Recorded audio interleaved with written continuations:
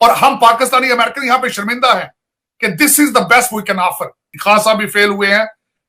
सबसे ज्यादा कामयाब इस वक्त जो सारी इंटरनेशनल मूवमेंट थी उनमें मोदी साहब कामयाब हैं। उन्होंने हिंदुत्व का आइडिया दिया और सारे हिंदूज को एक झंडे के नीचे इकट्ठा कर दिया। तैयारियां हो रही हैं बिल्कुल कि किस तरह कॉर्नर किया जाए और किस तरीके से अफगानिस्तान का मलबा सारा जो है वो पाकिस्तान पे डाला जाए।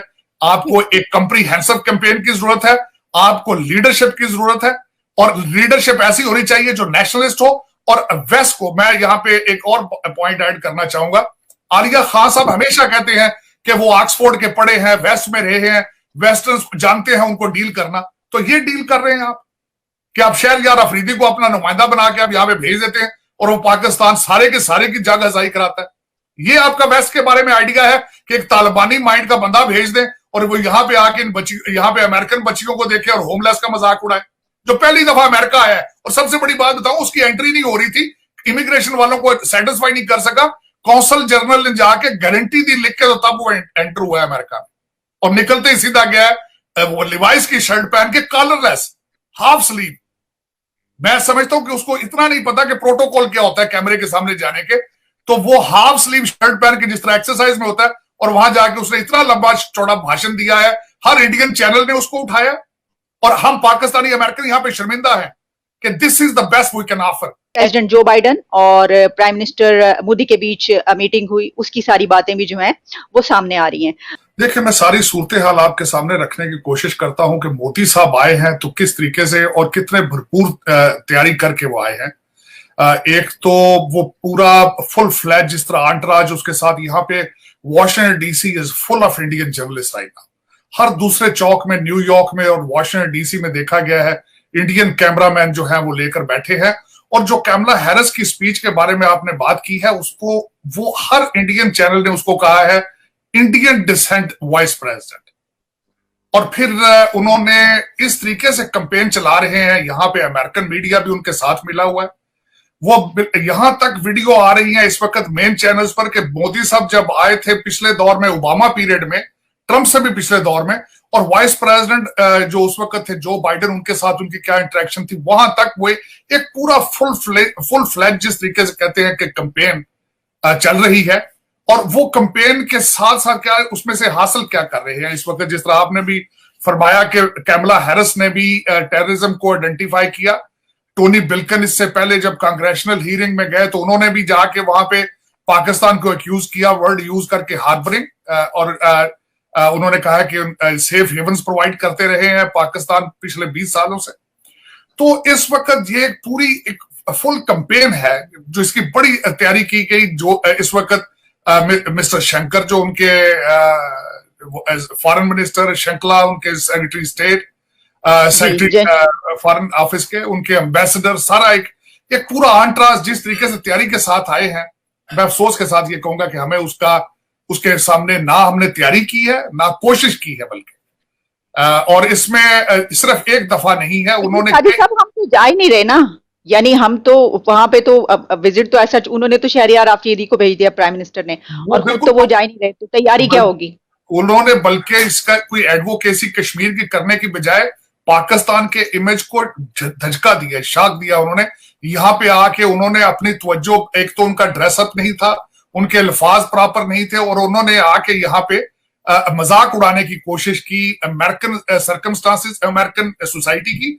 और यहाँ पे ये याद रखा जाए कि अफरीदी साहब का ये पहला ट्रिप था अमेरिका का, और जिस चैनल के जरिए वो प्रमोशन ये कर रहे हैं वो भी अमेरिकन चैनल है, जिस जहाज पे आए हैं वो भी अमेरिकन मेड है।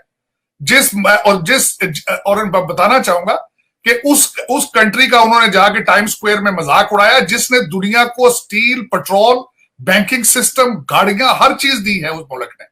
और वरना तो आप, मेरा मकसद अगर देखें पिछली 18वीं सदी की सारी इन्वेंशंस सारी अमेरिका से जा रही हैं पूरी दुनिया में। और अफरीदी साहब आप माशाल्लाह वहां से आए हैं, फारगुल तहसील होके आए हैं, और उन्होंने अपना तालिबानी लेक्चर दिया है, बजाय उस पर पॉजिटिव इमेज जाता। शॉक हुआ पाकिस्तान के इमेज को। फिर ये कहते हैं कि न्यूजीलैंड की टीम वापस चली गई, फिर ये कहते हैं इंग्लैंड क्यों वापस जा रहा है, फिर कहते हैं ऑस्ट्रेलिया।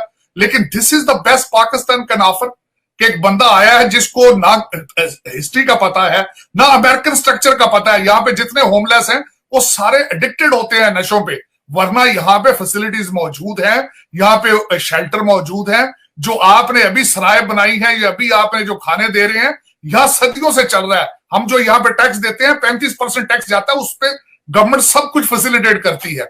लेकिन ये कि अफसोस के साथ कि अफरीदी साहब was not the best diplomat, he could not prove himself as a best diplomat.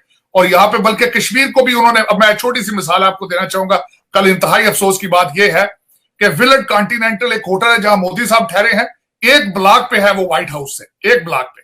वहां पे बाहर सिखों ने अपने किसानों के लिए वहां पे इज्तिमा किया, एक भी कश्मीरी वहां नहीं खड़ा था।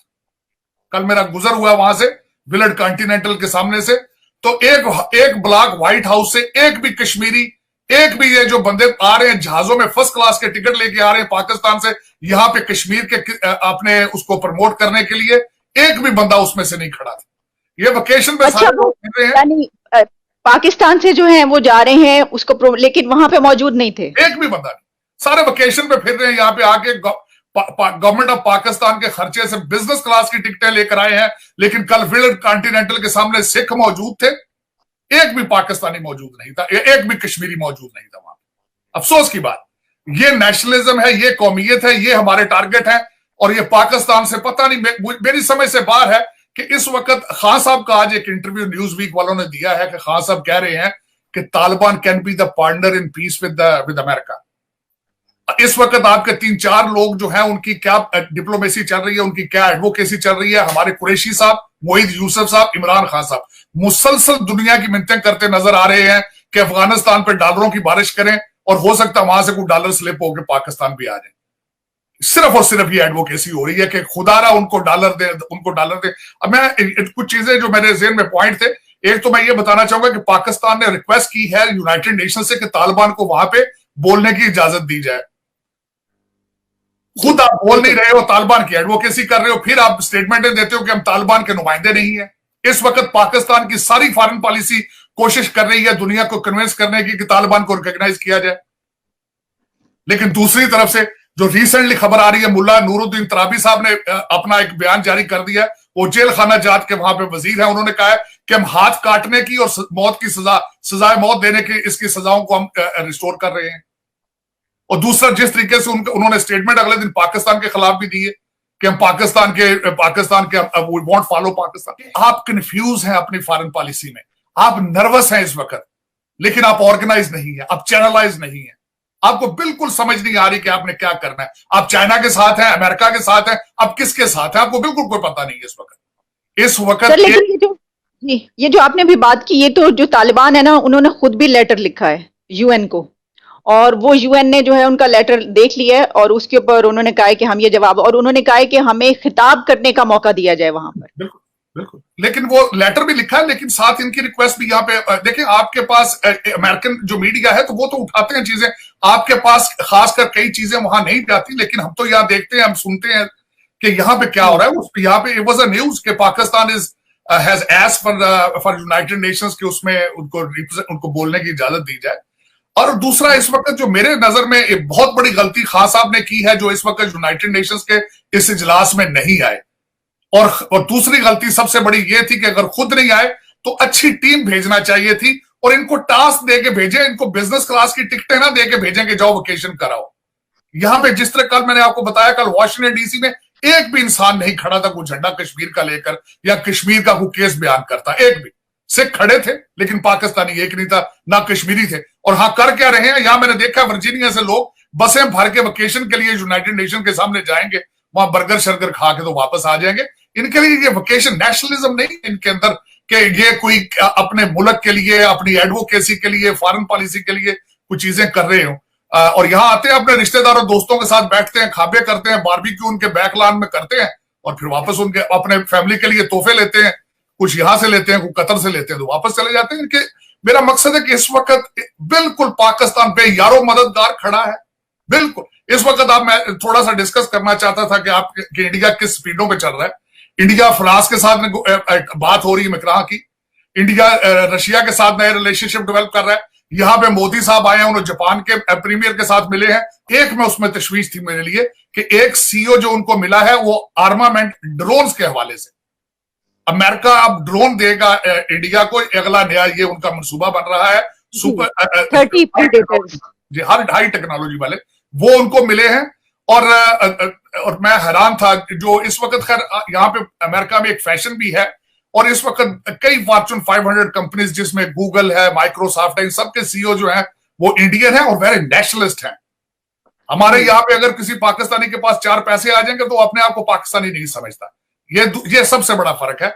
जो इंडियन होते हैं वो एक तो नेशनलिस्ट है और दूसरा मैंने आपको बताया था कि एक मूवमेंट, इंटरनेशनल मूवमेंट चली थी नेशनलिज्म के हवाले से मूवमेंट चली थी, जिस तरह अरब स्प्रिंग थी। कई मेजॉरिटी मूवमेंट से खत्म हो चुकी है। खान साहब भी उसी मूवमेंट का एक हिस्सा से तब्दीली का नारा लगा के आए थे। ना आप क्वाड में जाने की सलाहियत रखते हो, ना आप डिफेंस आपका तैयार हो, ना आपके पास आपके माली IMF आपके किस्तें सस्पेंड करके बैठा हो, आपको कुछ भी ना मिल रहा हो तो आपको लाजमी आना चाहिए था। यूनाइटेड नेशंस में भी अगर आपको मौका ना मिलता बाहर बैठे रहते। लेकिन मैं अगर खान साहब की जगह होता तो मैं सारे अपने अच्छे अच्छे जर्नलिस्ट लेकर आता, अपने अच्छे अच्छे डिप्लोमेट लेके आता, अच्छे अच्छे स्पीकर लेकर आता और कुछ नहीं तो यहाँ पाकिस्तानी डायस्पोरा को इकट्ठा करता, एनर्जाइज करता। यहाँ पे एक पूरा शो ऑफ होना चाहिए था जिसमें लोकल मीडिया को भी अपना केस बयान करने का बहुत बड़ा अच्छा अपॉर्चुनिटी थी। CNN को कवरेज करनी चाहिए थी, फॉक्स करता कवरेज, लेकिन opportunity is big time missed I think. And और इसमें बिल्कुल ये नजर आता है दुनिया को सबसे बड़ा पहला सिग्नल ये जाता है कि you are non serious, you are not interested in diplomacy, you are not interested in dialogue. आप डॉलरों की बारिश चाहते हैं लेकिन सिर्फ वही बैठ के दूर से इशारों कनायों से, लेकिन अब वो इस तरह आगे चलना नहीं है। उसकी वजह यह है कि अब आहिस्ता आहिस्ता लोगों को, दुनिया को पता चलता जा रहा है कि पाकिस्तान में मेजॉरिटी चीजें हाइब्रिड है, मेजॉरिटी चीजें they are non serious active और उसमें स्टेक होल्डर और हैं, सामने फ्रंट पे कुछ और है। ये एक मेरा मकसद है कि अच्छा सिग्नल नहीं है। आपको चाहिए चीजों को क्लैरिफाई करें। जो भी डिसीजन मेकर है उनको चाहिए कि you need a comprehensive campaign with the good campaigners and good advocates. Subscribe now and press the bell icon.